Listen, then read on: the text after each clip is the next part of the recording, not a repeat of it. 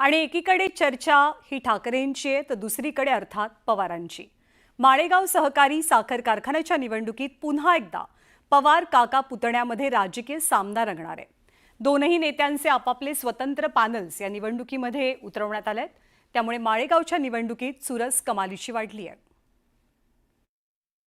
सगळ्यांनी panel to panel तुम्ही या 20 लोकांकडे बघू नका, त्याच्याकडे बघा, माझ्याकडे बघून तुम्ही मतदान करा आणि तुमचा चेअरमन देखील मीच होणार। पुतण्या अजित पवारांनी नुकताच हा दावा केला होता, त्याला काका शरद पवारांनी कसं उत्तर दिलंय ते पाहूया। लोकांना विरोध घ्यायचा दृष्टिकोन ठेवला असता ते कदाचित ही वेळ आली नसती। पवार काका पुतण्यांमधली ही शाब्दिक जुगलबंदी रंगली आहे ती बारामती तालुक्यातल्या माळेगाव सहकारी साखर कारखान्यासाठी। दोनही नेत्यांनी या कारखान्याच्या निवडणुकीत आपापले स्वतंत्र पॅनल उभे केलेत, त्यामुळे लोकसभा आणि विधानसभेपाठोपाठ आता माळेगाव कारखान्याच्या निवडणुकीत पवार काका पुतणे आमनेसामने आले। अजित पवारांतर आत्तापासूनच कारखान्याच्या चेअरमन पदावरती दावा ठोकलाय। पण सगळ्यांनी पॅनल टू पॅनल तुम्ही या 20 लोकांकडे बघू नका, त्याच्याकडे बघा, माझ्याकडे बघून तुम्ही मतदान करा आणि तुमचा चेअरमन देखील मीच होणार।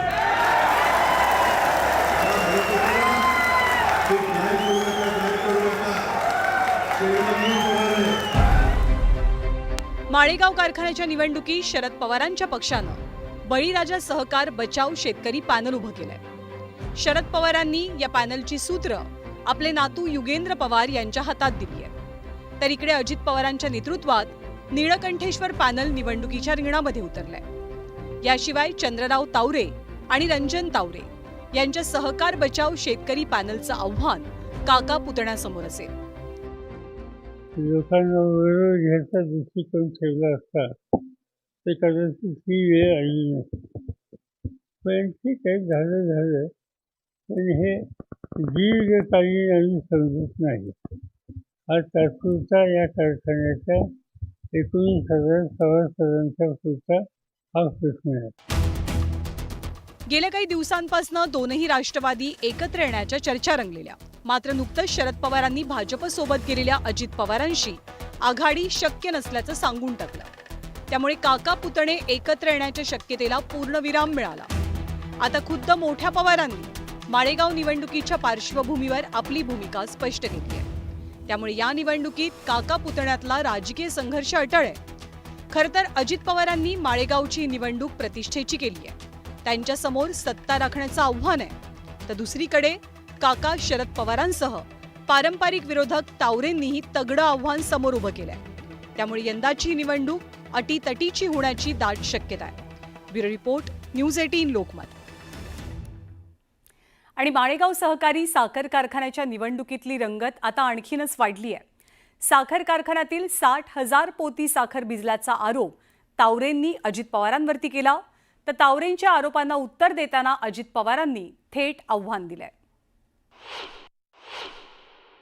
हे जे आहे ना, रेकॉर्ड प्रमाणे 60,000 पोते, 59,500 किती सभासदांचं त्या ठिकाणी नुकसान झालं असं वाटतंय तुम्हाला? 11 कोटी आणि 40 लाखाची साखर आहे। आजच्या 3800 रुपयाला हिशेब केला 60,000 पोतं म्हणजे 30,000 क्विंटल। आज तुम्ही इथल्या गोडाऊनला आला, तुम्हाला हे गोडाऊन पाहून दिलं नाही, काय नेमकं कारण होतं? कारण म्हणजे साखर भिजली म्हणून दाखवून दिली, बघून दिलं नाही। 60,000 पोती भिजलेली असती तर मी नीलकंठेश्वर पॅनल आत्ताच्या आत्ता मागे घेतो, चला हिंमत। आणि जर भिजलेली नसती तर सरकार म्हणशील त्याचं पॅनल मागं घ्यावं, काय करता मग? हेच काहीतरी बोलायचं, काही करायचं, काही काढायचं आणायचं, खोटं बोल पण रेटून बोल। दरम्यान तुम्ही माझं पॅनल निवडून द्या, 5 वर्षात माळेगावला 500 कोटी रुपये देतो असं आश्वासन अजित पवारांनी मतदारांना दिलेलं आहे। अजित पवार काय म्हणाले आपण पाहूया। तुम्ही माझा कपाशी कूट पॅनल टू पॅनल शिक्के मारा, मी 5 वर्षात माळेगावला 500 कोटी रुपये देतो, 500 कोटी रुपये।